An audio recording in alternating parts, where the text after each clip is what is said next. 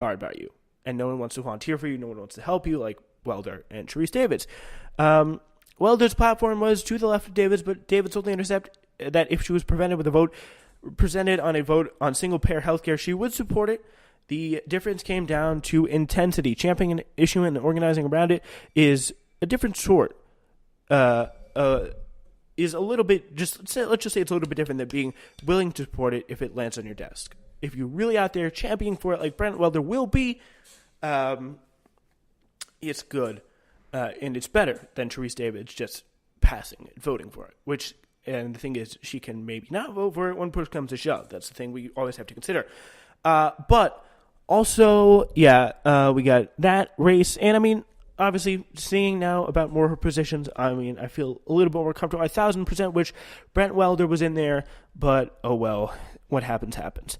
We now turn to Michigan. A three-way race between Whitmer, El Sayed, and Sharif Nadar served as a test of progressive mettle in the Midwest. The progressive favorite in the race, the former Detroit Public Health Director, El Sayed, climbed from single digits in the polls to finishing second with 32% of the vote, disappointing his enthusiastic backers, i.e. me, I'm going to be honest.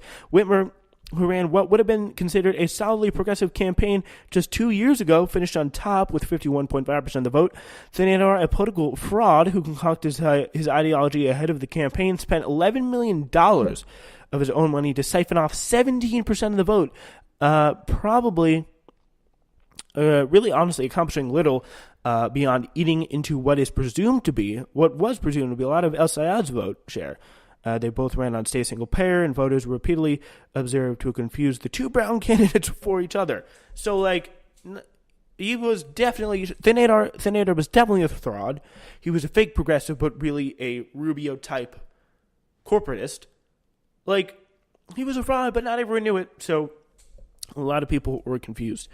Whitmer will face the Trump-endorsed Bill Schwett in the general election, and the Democratic Party has a chance to flip the governor's mansion and state legislature.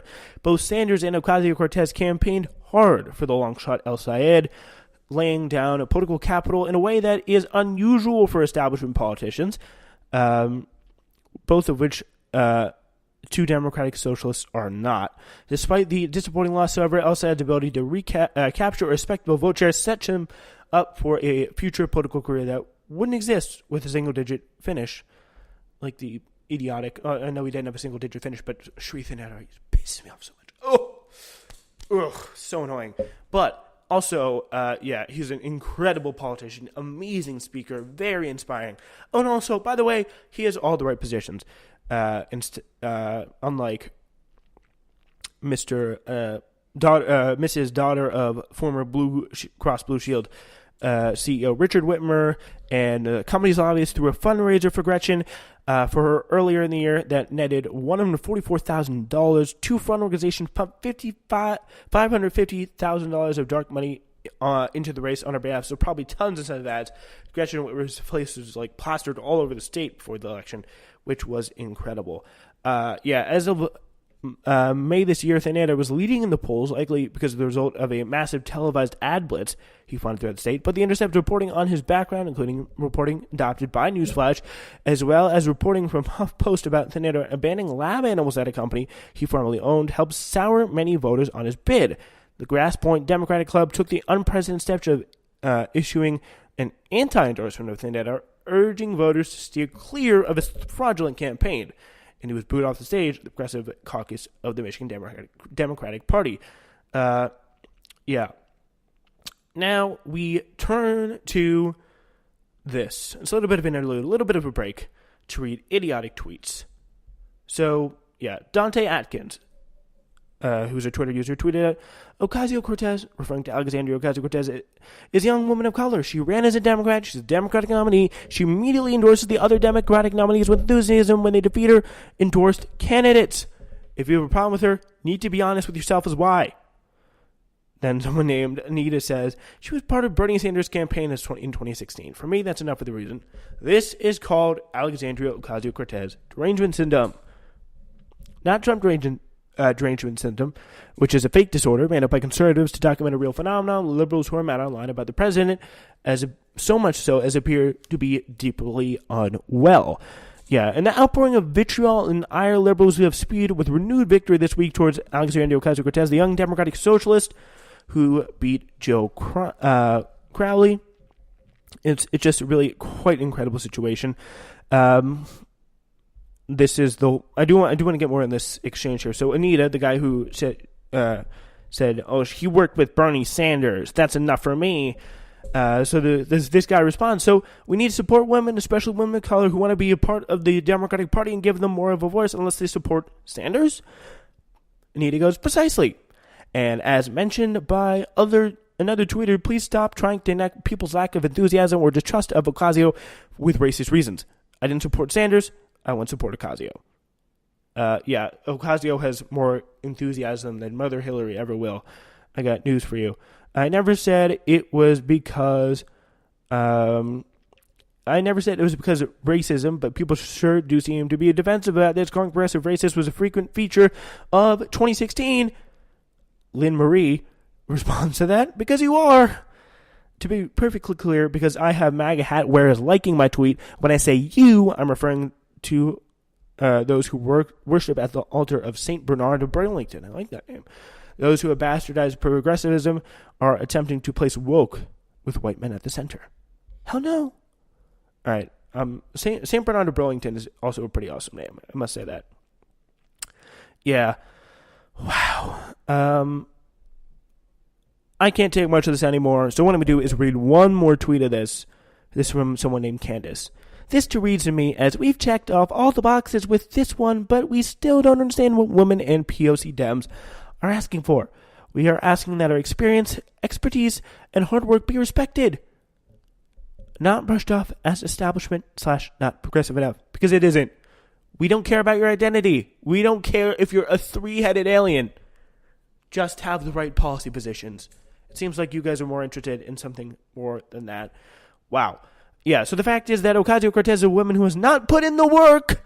Okay? She put in more work than Hillary Clinton. She put in more work than Mother Hillary ever would have. Like, she walked, she canvassed, she inspired more volunteers than anyone. She actually knocked on people's doors. She didn't avoid Michigan and Wisconsin, as you get what I'm saying. Wow. She put in the damn work. And she has gone around the country endorsing people who have not put in the work, in the process of tearing down the women who have been doing the work for years, building themselves up to be qualified in a man's world. She's a woman, okay? What work did I don't even get this, okay? I need to calm down. I don't even get this. All right. Wow. Anyway. Yeah, so there are a few more stories that we do want to get to, but I think we're going to have to get to the most important one. All right, so National Park Service has approved notorious white supremacist Jason Kessler's permit to hold his second Unite the Right rally in Washington, D.C. this coming weekend. And